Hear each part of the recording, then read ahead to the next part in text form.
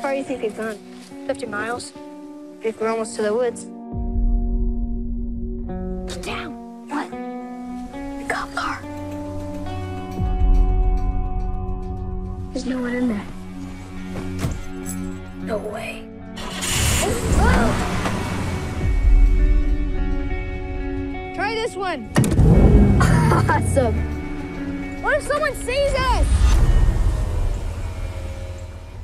We'll just tell them we're cops. Good idea. This is our copter! This is our copter! See how fast we can go.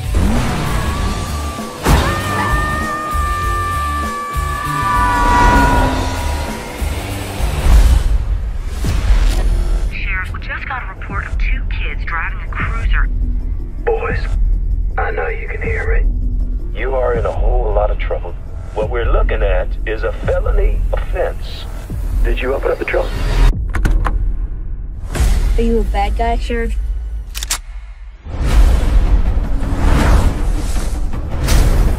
I know where to find you.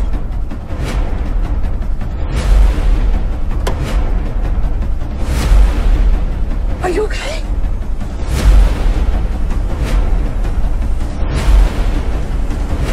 You don't steal a cop car!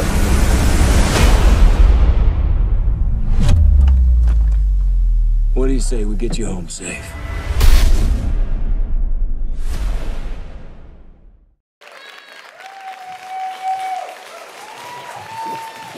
Thank you. Hello, thank you.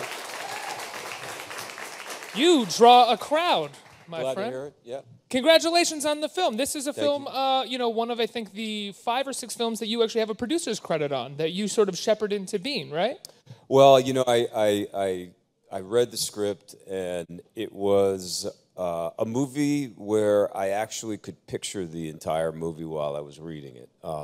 They're not always that way. It was just so well written. Even though there was very little dialogue, I could see the vision of the screenwriters, and one of which was going to be the director. I looked at one of his films, and I could see that he was also a great shooter and had a great sense of story and working with actors. And I had a pretty small window of time in between season 2 and season 3 the following. So I just said, "Are we ready to go? Let's just make this. Let's do it," And we went to Colorado, to the director's hometown, and made the movie for a shoestring budget, and we're very happy with the way it turned out. And that's something that you've said throughout your entire career, that once you get rid of the sort of focus on budget, the focus on pay, that suddenly you can do projects, for the most part, that engage, interest, and excite you, right? Yeah, because, to me it's all about characters and trying to play different kinds of men, trying to walk in different shoes. And if you sort of make your choices based on how much you're getting paid, or what the budget of the film is, or the size of the role, for instance, it's going to be a pretty narrow amount of choices. And as you can see, that's not really what I've done with my career. I just wanted to just work and keep working, and basically just keep throwing the shit against the wall and see what sticks. Well, you love you love playing, I don't want to say villains, but you love playing like sadistic guys, right? Like, it seems like you have a really great time playing anti-heroes, or sometimes villains that we kind of have to love. Well, let's put it this way. I'm not really afraid of it. It's like there's nothing that I could do in a movie that I would be afraid of somehow tarnishing like what my own personal image is. I don't really think about that at all. And I do like to have a variety of options when it comes to portraying the human condition. That being said, I can't say honestly that I find bad guys more fun than good guys. To me, fun is just a complex character and something, that I can, sink my teeth into. And I also, it's not like I look at it and I go, I got to go bad guy, good guy, bad guy. You know what I mean? I just kind of, if I read it and it feels like I can do something cool with it, then I'm on. What was it about the script that made you, that enabled you to be able to sort of envision the film? Was it the sort of all of the nuts and bolts of the story were in place, and you didn't see anything that needed to be changed or fixed or reworked to be more clear? Or did he actually write out like how he was going to shoot some of the stuff? Yeah, he kind of, well, it's not that he wrote out how he was going to shoot it by saying, like, I'm going to have the camera over here and then I'm going to cut to this shot. It was more that, like a great novel can go on for page after page and you never see any dialogue. It's like it was a descriptive description of what was going on with the characters and what they were doing. You know, that doesn't mean necessarily that that's going to translate. You know, you have to really have a director who is able to put that vision to reality. But it was a movie where I saw it. I kind of saw it in my mind's eye, and I also immediately saw the character. Like what you see on the poster is just exactly what I had envisioned. Was the mustache in the script? No, not at all. No. That was what you envisioned. Yeah. No, not at all. No. He, you know, I think that sometimes you read it and you say, okay, I'll be able to figure this out somewhere down the road. I'm going to start thinking about who this guy is. I'm going to start looking for a hook. I'll start thinking about where he could be from and how he's going to walk and talk. And sometimes, every once in a while, you read it and you just hear him. It's like he's speaking to you, just saying, you know, come play me. Who was the hardest hook for you to find in terms of all the great characters that you've played? Well, I guess one of the hardest ones was, believe it or not, Apollo 13, because Apollo 13 was a great story, historically a great story. But I was having a hard time figuring out who Jack Swigert actually was, you know, within the structure of it, what his kind of function was. And I asked Ron about that. He said, well, you know, let me think about it for a while. And he came back to me, and he said, you know, the thing about him is that he wasn't supposed to go. You know, he was a last minute replacement when one of the other astronauts got sick on that mission, and so he's the guy that ends up there, you know, like in spite of himself. And there was just something about that became the kind of source for which I was able to, you know, kind of build out from there. Like the constant feeling of like, I'm not even supposed to be here today, guys. Right, I'm not supposed to be here. Yeah, and then he was also in that case was sort of accused of having screwed things up when it really wasn't his fault. And so he became a little bit of a scapegoat for a moment, you know, within the mission. So that was also another kind of interesting hook for me. What's your role as a executive producer on this film when you guys get on set? Is it just, you know, getting everybody to the set, and then once you're there, you just start acting? You mean like literally driving them? Yeah. This is one of those movies, honestly, where I wouldn't be surprised if I did have to pick people up and drive them, because it was such a small. I mean, when I walked on the set, the director said to me, "Hey, welcome to your first student film." Where it was maybe we'd sit down to lunch, and on a big film or a big television show, you know, you're looking at 80 to 100, maybe more people. We had about 15. And most people were doing 2 or 3 jobs. You know, we would just pick up gear and move it to the other side of the road, or you know, there were producers there who were actually investors in the film who were, you know, carrying camera equipment around. My stand-in was one of the producers.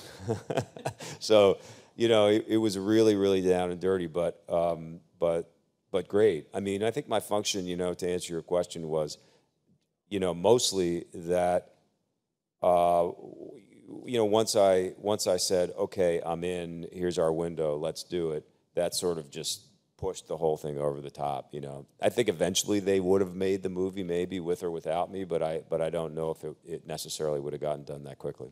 Is it liberating for you coming out of or in between seasons of a big show where, like you said, 80 to 100 people you're working with, to go do something with 15 people? Is that something, are you the type of person who is excited to get down and dirty and possibly picking up equipment and running around with everybody, challenging yourself? Yeah, no, I do love to challenge myself. I do like to get down and dirty.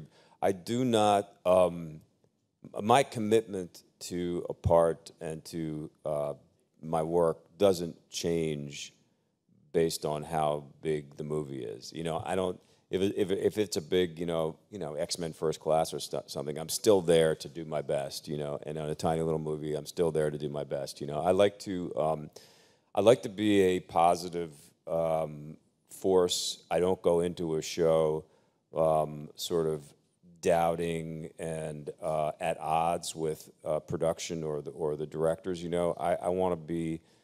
I feel like it's good for us all to feel like we are on a team accomplishing something, and it's tough. I mean, in any situation, the hours, oftentimes the weather, the schedule, not to mention the things that you're asked to do, either physically or emotionally, are difficult. And I think that you have to have the people who are at the top showing a certain, positive energy and an enthusiasm. Otherwise, everyone else just kind of checks out. They're all kind of like, yeah, what time's lunch?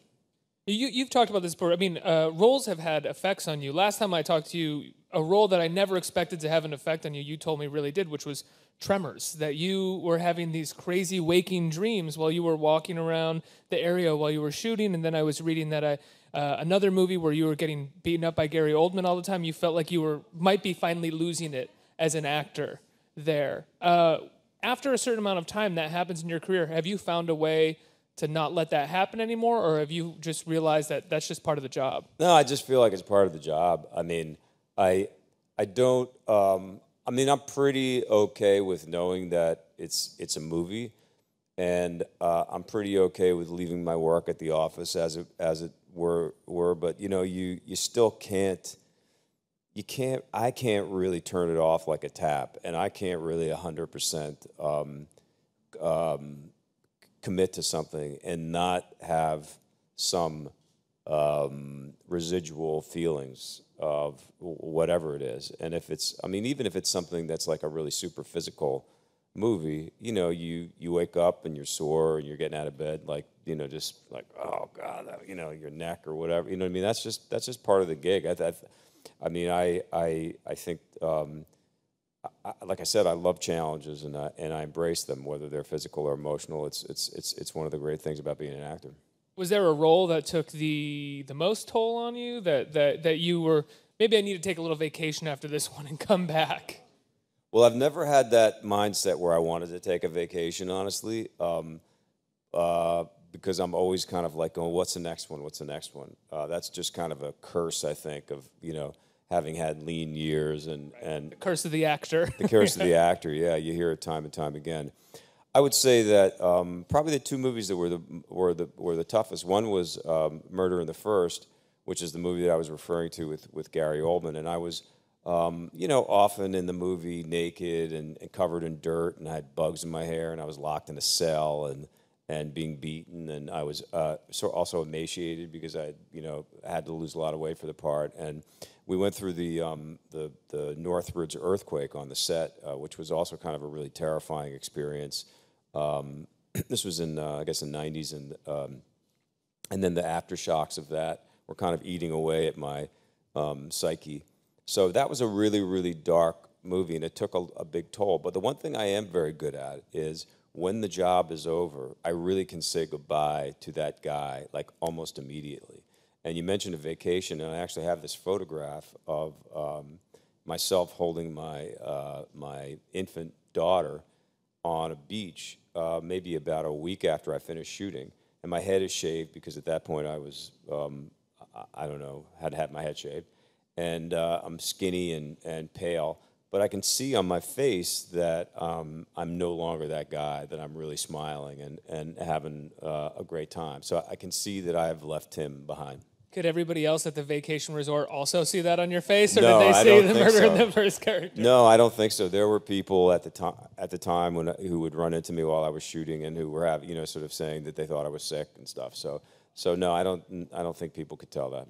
Now, this movie, Cop Car, is an incredible exercise in genre. It surpasses the genre a little bit. I think I read somewhere, and it's right, is that it's like an Amblin movie directed by Sam Peckinpah, which is like a pretty incredible idea. You've always done a sort of a lot of different kinds of movies, whether they're big budget movies or low budget genre films or even art house films like The Woodsman. Is there anything that you're particularly attracted to, or is it the character itself? No, I mean, one of the things I've been really lucky about is being able to bounce around from different genres, you know. And my feeling about as a consumer, as a movie consumer, is I can think of a great movie in almost any genre. It's not like I go, oh, no, I don't like horror, you know, or no, I don't like, you know, romantic comedies. I mean, I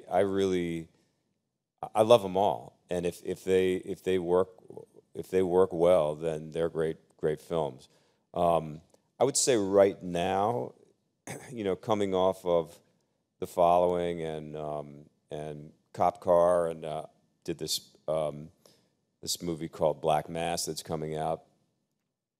I'm a little more interested in trying to do something again in sort of like the comedic world, because I think for whatever reason, I'm really more, you know, kind of considered as a dramatic actor, and I think I really enjoy doing that, and it would be fun to, you know, kind of explore that a little bit. Can you talk a little bit about Black Mass? Sure. I mean, this is a movie that everyone's super excited about. I mean, it's Johnny Depp playing Whitey Bulger. We had Joel Edgerton here. He was talking a little bit about it when he was here last week. What's your role in it? So, as you heard from Joel Edgerton, Johnny Depp plays Whitey Bulger.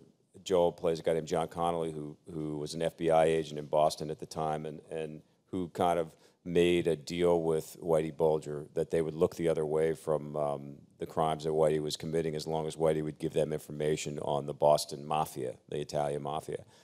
And I have a small part as Joel's superior officer in the Boston FBI field office. It's a fantastic movie. I saw it a couple of weeks ago. It's really, really compelling and very, very well directed. Johnny is fantastic. Joel is fantastic. I'm really happy to be in it. Awesome. I can't wait to see it. The two kids in this film, we said that it's like an Amblin movie. Where did these kids come from? They're hilarious. I mean, the movie opens with them sort of coming up with the best curse words they can think of, and they're both phenomenal. Yeah. Well, John Watts, who's the director, did pretty much a nationwide search for these two boys and found two kids that he liked, but didn't know who was going to play which part. Brought them out to Colorado, and they spent a couple of days, you know, going through the script and you know, kind of rehearsing.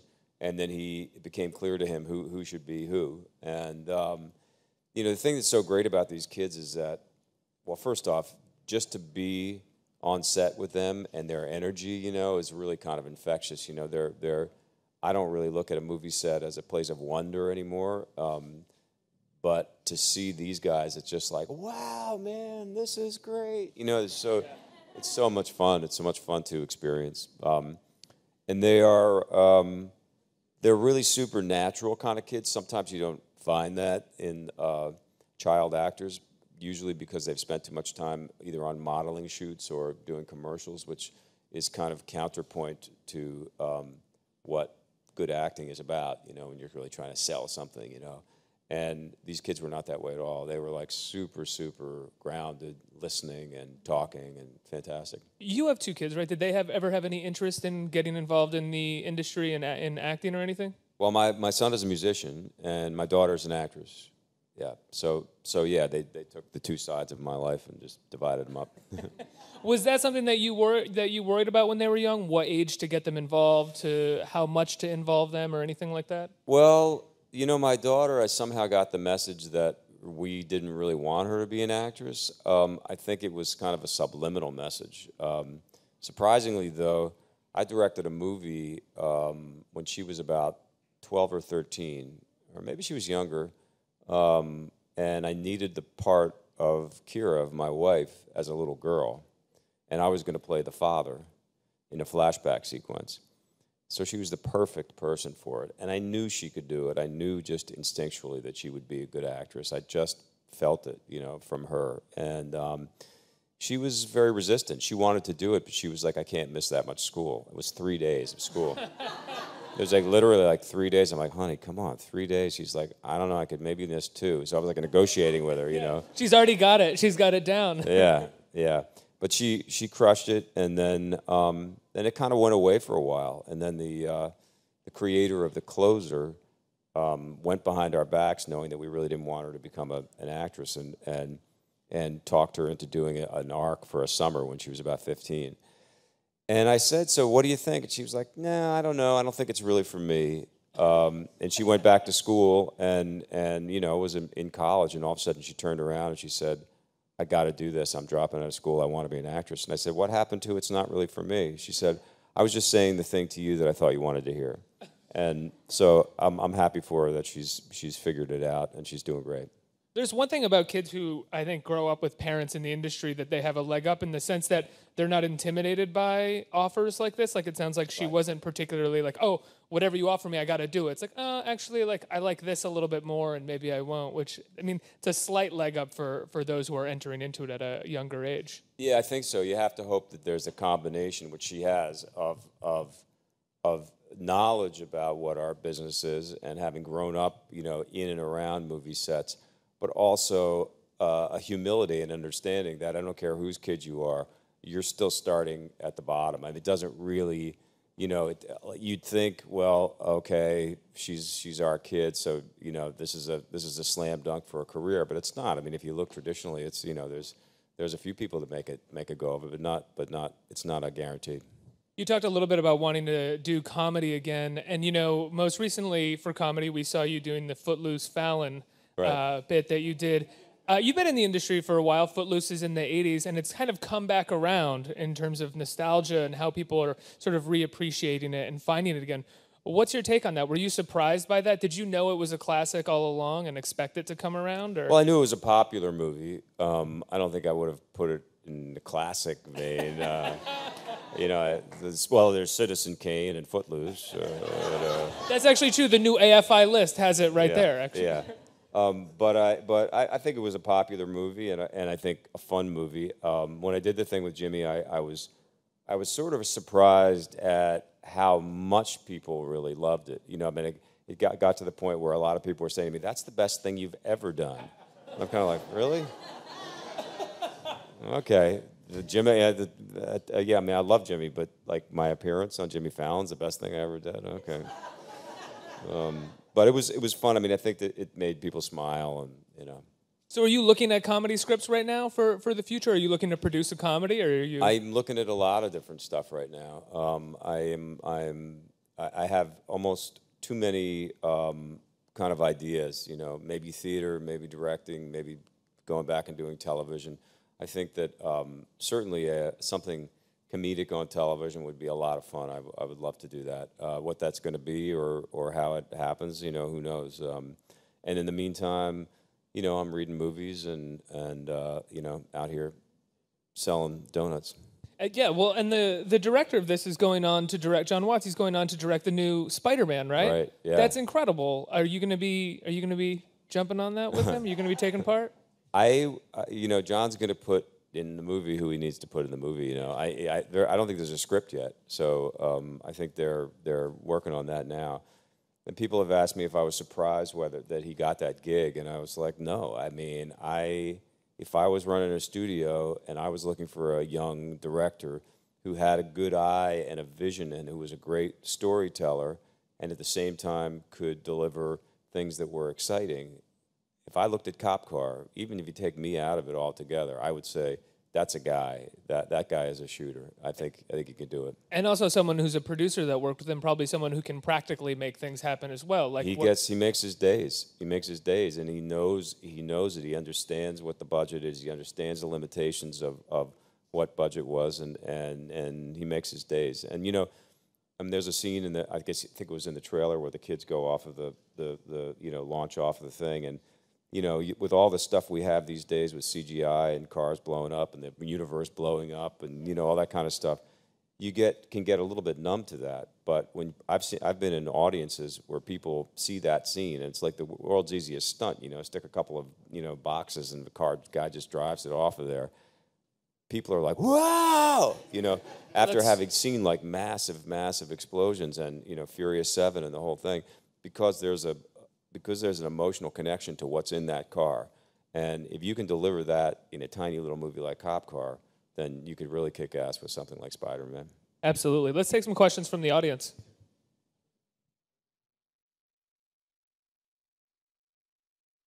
Hi, how are you? Good.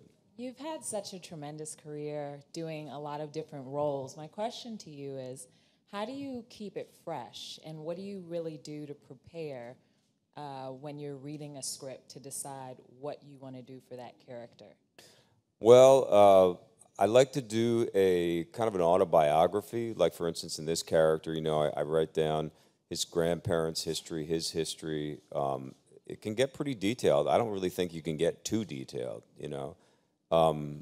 Where do you grow up and what's your religion? Even if things are never, ever mentioned or discussed in the script, you have to figure out what those details are. Like what kind of music do you like? Like, I'll put a playlist together. What kind of food, all these little details start to form who the person is. That's an important piece of it. In terms of like deciding what to do and what not to do, I don't know. You hope that every single criteria is in place, but not every single criteria usually is. Maybe you're not quite sure about some element of it. So you just have to decide if there's a compelling enough reason to want to, pack your bag and go wherever you're going to go to make the movie. Sometimes you're right, sometimes you're wrong. How many times have you felt that you've been wrong? I don't know how many movies I've done. I'd say probably 75% of them are. That's actually a really good average. Yeah, maybe it is. Yeah, but I also think that it's such a cliche, but you learn more from your mistakes than you do from your successes. That's part of life. Absolutely. Next question. Okay, so Theo, Joe, and Luke and Mark are in the room together. Who do you think comes out alive and why? That's a really good question. This is a following reference. Theo, Joe, and Luke and Mark. Well, I guess first I would say Luke and Mark come out alive because there's two of them, and they could sort of like plot together. But I don't know. I'm not sure. Who do you think? Theo? Yeah, Theo was chillingly cold. He really almost had, except for his sister, almost no feelings, And I think maybe that's the key to being the baddest ass in the room. I don't know. Hi, I have a blog, Broadway Wiz, and my fans want to know if Footloose would come back to Broadway. Would you want to be a part of it? No, but I would go. I saw it the first time around, and I can't tell you how often. Footloose is one of those shows that once it's released to be done at home, they have to hold on to the rights for Broadway, and then at some point they say, okay, you can now do it in your high school or in your college. Everyone does it because there's a lot of parts, and there's a lot of young parts, so it's like good for high school productions. And probably once a week, I get an invitation to the high school production in Iowa someplace or something like that. Have you ever showed up secretly? There was one that I tried to get to, but it was like one of those things where the flights just wouldn't work out, and it was outside of maybe someplace in Phoenix. I'm not exactly sure, but it was this fantastic theater company made up not just of young people, but of mentally challenged adults and kids, and they did an appeal to me, and it was so heartwarming and sweet. They said, "Please, Kevin, please come." So we sent them sort of like a little video tribute to them and stuff, and I was able to see some of the production. It was fantastic. That's awesome. We have another question? Oh, hey. The subject matter of Cop Car seems really controversial right now, with a lot of the heightened level of discussions and debates about law enforcement officials that abuse their power against civilians. And I was wondering how that affected you and the rest of the crew as far as filmmaking decisions on helped drive the mood of the film to a more darker place, or if you made decisions of not making it as controversial because it's going to be released to general audience. Just curious, that kind of thing. Yeah, it's interesting. When we were making the film, I mean, yes, it was a hot button issue for some people, but it certainly wasn't as heated right now as it is. The other piece of it is there's a scene in the film, which I don't even know if it's in the trailer or not, where the two little boys take all of my guns out of the back of my car, and they're playing with these guns. Automatic rifles and bulletproof vests, and they're looking down the barrels, and it's really, really shockingly, simultaneously kind of funny, but also sort of horrific. So the director has already started to get some questions vis-a-vis where he kind of lands on gun control and on police brutality, et cetera. And I don't think he was really going for any kind of a great statement. I don't want to put words in his mouth, but when I've been with him and this has come up, he kind of goes, I just was making this movie about these kids in this cop car, stealing a cop car. So to answer your question, I don't feel like anything was tempered, and I don't really remember any discussions about, oh, well, we got to be careful, we can't do this or we can't do that. I think it's a really, really true representation of what was on the page. The movie that he wrote is the movie that he put up there. How people react to that, I think, will be interesting. We'll see if they key into it or not. Thanks. Hi, Kevin. Hi. My name is Barbara Zobian. I love your work. Thank you. And I wanted to know, you have a very famous wife, Kara, and I was wondering, how do you think you would be together on the screen? Have you ever thought about doing something together, and how do you think it would be? We did a movie called The Woodsman, and one of the things that it was a hard situation because she was the director's first choice even before I became in the movie. And when I got it, she said, well, I'm definitely not doing it not because she didn't want to work with me, but because she felt like it was going to take people out of the movie. And I said to her, listen, I think if we're both doing our jobs and we're transcending our own selves and our own lives, and if we're really truly walking in the shoes of these characters, that people are not going to have a problem with the fact that they're watching a married couple. That being said, married couples in films kind of traditionally do not work. People don't want to see it, especially if married couples having sex. It's gross. You know what I mean? 50 Shades of Grey is hot. Married people having sex, gross. So I think that, you have to kind of tread lightly on the type of thing that you do, and you have to not, like, I wouldn't want to do something that was somehow felt like we were trading on what our public sort of persona or our public life is, I would love to work with her again. I think she's the best actress I know, and thank you. I've directed her a bunch of times, which is also fun, and what I would really like was for her to direct me. I think she's going to be an amazing director when she finally takes the plunge. I was begging her to do The Following. I was kind of grooming her for season 4 when we got canceled, but I definitely want to see her in that chair. Was that a blow when you got canceled? Did you see it coming a little bit ratings-wise, or? Yeah, no, I saw it coming. It was. I felt sorry for a lot of the people that were around me, crew, cast. We were you always hear this, man, we were like a family. But, we really were. We really were very, very close, and that was a function of really tough jobs, tough New York winters and long hours and getting in there and kind of slugging things out together. So I felt bad for everybody. From my standpoint, I was ready because I sort of felt like if it's not going to be on the air and being embraced, then I don't want to limp along with something. I'll go out and do something else. Like Cop Car. Like Kevin, Cop Car, yeah. Thanks so much, man. It's a pleasure talking to you. Thank you so much, everybody.